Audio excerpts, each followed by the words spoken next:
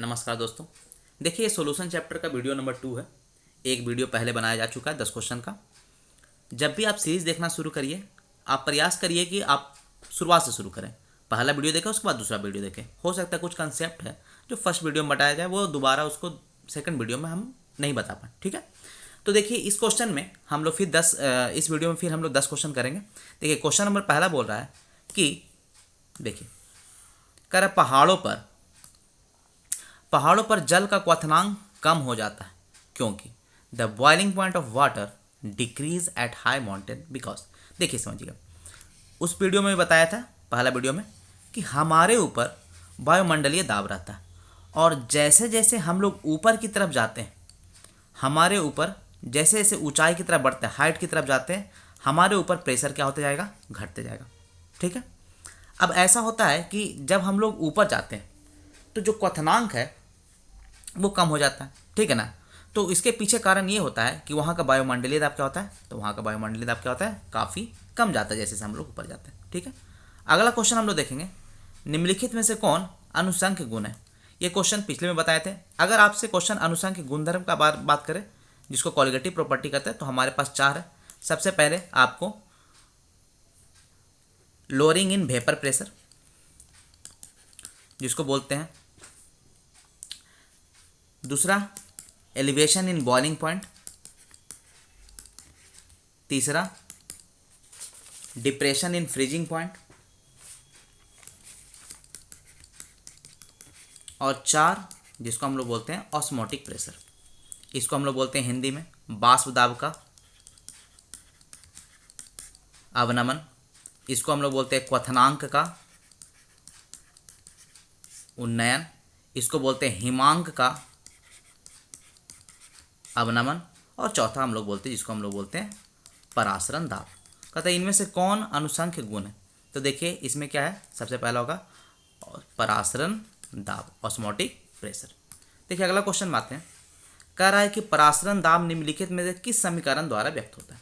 देखिए परासरण दाब अगर निकालना है तो परासरण दाब को हम लोग डिनोट करते पाई, जो एक तरह से क्या होता है प्रेशर, बराबर CRT। ठीक है, इसको हम लोग बोलते हैं मोलर कंसंट्रेशन। ठीक है, इसको हम लोग बोलते हैं मोलार कंसंट्रेशन। ठीक है, जो नियर अबाउट समझिए कि मोलारिटी के बराबर होता है। ठीक है, यह R हो गया गैस कांस्टेंट, T हो गया तुम्हारा तापमान, और पाई है जिसको हम लोग बोलते हैं परासरण दाब। तो आंसर हो जाएगा पहला, पाई इक्वल टू CRT। अब देखिए क्वेश्चन ये पूछता है कि अर्ध पारगम्य झिल्ली, जिसको बोलते हैं सेमी परमिएबल मेम्ब्रेन, ठीक है, में परासरण क्रिया से निकल पाते हैं। अब देखिए इसके बारे में कंसेप्ट ये है कि इसके बीचों बीच इसके अंदर रहता है, जिसको हम लोग बोलते हैं, इसको बोलते हैं SPM, सेमी परमिएबल मेम्ब्रेन, जिसको बोलते हैं अर्ध पारगम्य झिल्ली। और ये जो है ये साइड है और ये साइड है। ठीक है, यहाँ पर आपका है प्योर वाटर, यहाँ पर आपका वाटर के साथ मिला हुआ है NaCl या कुछ भी मिला लीजिए। ठीक है, अब होता ये है कि इसका काम है, अब देखिए सबसे पहले ये इसका जो कंसंट्रेशन होता है ये क्या रहता है, हाई, और यहाँ पर इसका कंसंट्रेशन क्या होता है, इसका कंसंट्रेशन लो, और हमेशा फ्लो करता है high concentration to low concentration. ठीक है, तो होता ये है कि ये प्रयास करता है, बाय द वे कभी ना कभी हम इसके ऊपर अगर प्रेशर डालें, जिसको हम लोग बोलते हैं ऑस्मोटिक प्रेशर, तो प्रेशर डालने के बाद होगा ये कि सिर्फ और सिर्फ वाटर बोलने का मतलब, वाटर कहने का मतलब विलायक अणु सॉल्वेंट, और NaCl विलेय सोलूट, तो जो सिर्फ विलायक के अणु है वही इसको क्रॉस करके इधर जा सकते हैं। NaCl जो विलेय है वो मॉलिक्यूल्स यहीं पर क्या हो जाएंगे, रुक जाएंगे। तो कहते हैं क्या निकल पाते हैं, तो आपको क्या देखना है, विलायक के अणु, ना कि विलेय के अणु। निम्नलिखित में से किस जलीय का क्वथनांक अधिक होगा। फिर देखिए ये हमारा फिर वांट ऑफ फैक्टर के ऊपर क्वेश्चन पूछा गया। ये क्वेश्चन बार बार आपके एग्जाम में पूछा जाएगा, ये VVI मार लीजिएगा इस टाइप के क्वेश्चन को। तो वांट ऑफ फैक्टर को किसे डिनोट करते हैं, I। ठीक है, अब हम लोग क्या करेंगे कि इसमें कह रहा है क्वथनांक, हम लोग जानते हैं डेल्टा TV, जिसको क्वथनांक बोलते हैं, क्वथनांक में उन्नयन, डेल्टा TV बराबर I इंटू KB इंटू 1, मतलब कि जिसका I का वैल्यू अधिक रहेगा उसका क्वथनांक अधिक होगा। अब देखिए यहाँ पर I का वैल्यू निकालिए, देखिए NaOH है, इसको अगर तोड़िएगा तो ये टूटेगा Na प्लस और OH माइनस, इसका मतलब 2 भाग में टूटा है, तो I का वैल्यू कितना हो गया यहाँ पे 2।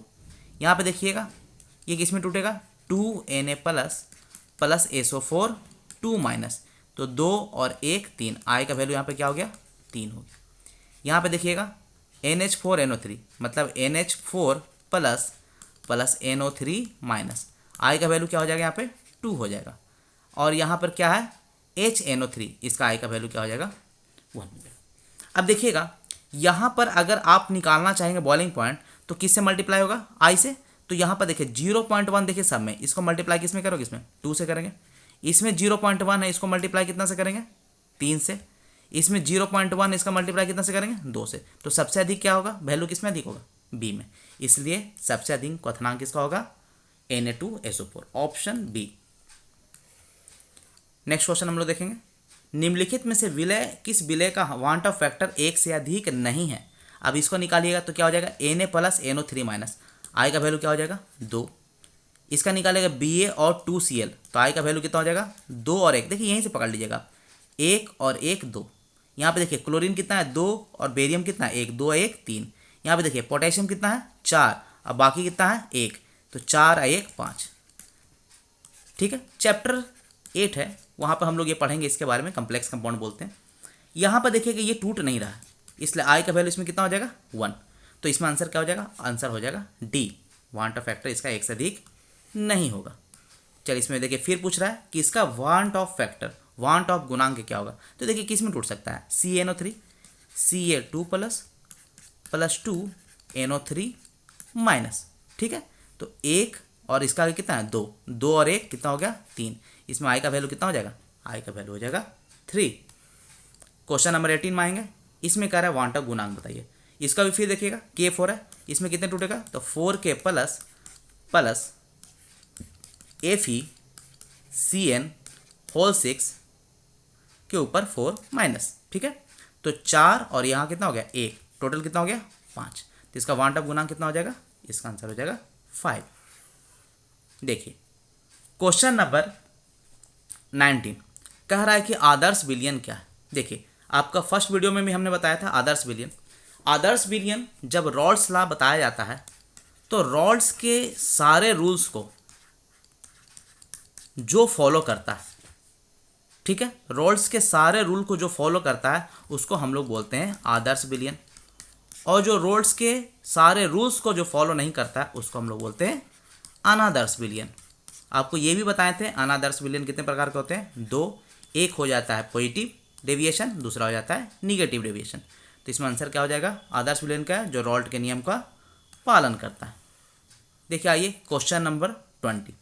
अब देखिए इस क्वेश्चन में ये क्वेश्चन पूछ रहा है मोलर सांद्रण। ठीक है, अब इस क्वेश्चन में देखिएगा सबसे पहले देखिएगा कि मोलर सांद्रण जो निकालने बोल रहा है तो सबसे पहले इसमें क्या दे रखा है। देखिए जब भी हम किसी सॉल्यूशन की बात करते हैं तो 2 चीज़ें होता है, एक उसके अंदर अगर हम वाटर की बात करते हैं जिसको हम लोग बोलते हैं विलायक, और उसके अंदर अगर हम कोई मिक्स करते हैं उसको हम लोग बोलते हैं क्या, विलेय। और ये दोनों मिलके क्या बनता है, विलयन। मतलब कहने का मतलब ये है कि अगर हम विलेय लेते हैं और प्लस विलायक लेते हैं तो निर्माण करता है विलयन का। चलिए ठीक है, विलयन का निर्माण होगा। अब देखिए जो कम मात्रा में होगा, जो लेस क्वांटिटी में होगा उसको हम लोग बोलते हैं विलेय। देखिए कम मात्रा में क्या है आपका शुगर, तो विलेय कितना दे रखा है 34.2 और प्लस इतना ग्राम चीनी के घोल है, घोल बन गया, इसका मतलब क्या हो गया विलयन। कितना हो गया 234.2। क्या यहाँ से निकल जाएगा, यहाँ से निकल जाएगा आपका विलायक। तो विलायक अगर आप लोग निकालिएगा तो विलायक को क्या करना पड़ेगा, इसमें से माइनस करना पड़ जाएगा किसको, 34.2 को। ठीक है, तो इसको माइनस करने के बाद कितना निकल जाएगा 200। इसका मतलब ये है कि यहाँ पर विलायक की मात्रा निकल गई। अब मोलर सांद्रण निकालना है, तो मोलर सांद्रण अगर निकालना है तो ऊपर याद रखिएगा मोलर सांद्रण में ऊपर फार्मूला होता है विलेय के मोल। ठीक है, और नीचे आपका हो जाता है विलायक, और ये होना चाहिए किसमें, इसमें होना चाहिए। अगर ये ग्राम में रहेगा तो आपको गुना करना पड़ेगा इसको 1000, क्योंकि हमेशा होना चाहिए किलोग्राम में। अब मोल, मोल बराबर क्या होता है, भार बटा अनुभार। अब देखिए भार कितना दे रखा विलेय का 34.2, ये हो गया आपका भार। अनुभार कितना इसका होता है, तो अनुभार आपको शुगर का पता होगा C12H22O11, इसका अनुभार निकालिएगा तो 12 गुने 12 प्लस 22 गुना 1 प्लस 16 गुना 11 जोड़ने पा जाएगा आपका 342। तो ये हो गया 342। ये क्या हो गया? ये हो गया विलेय के मोल। जो विलायक है वो किस में होना चाहिए? ग्राम में। तो कितना आया यहाँ पे? 200 ग्राम। और आपको अगर पता है कि ग्राम में, तो कितना से गुना करना पड़ेगा? 1000 से। ठीक है। जब इसको हम काटेंगे तो ये पूरा ऊपर वाला कट के हो जाएगा 0.1, नीचे हो गया 200 से काटिए तो कितना हो जाएगा? 5।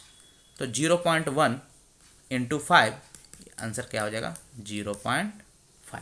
ठीक है। तो मोलर सांद्रता का वैल्यू कितना हो जाएगा? 0.5।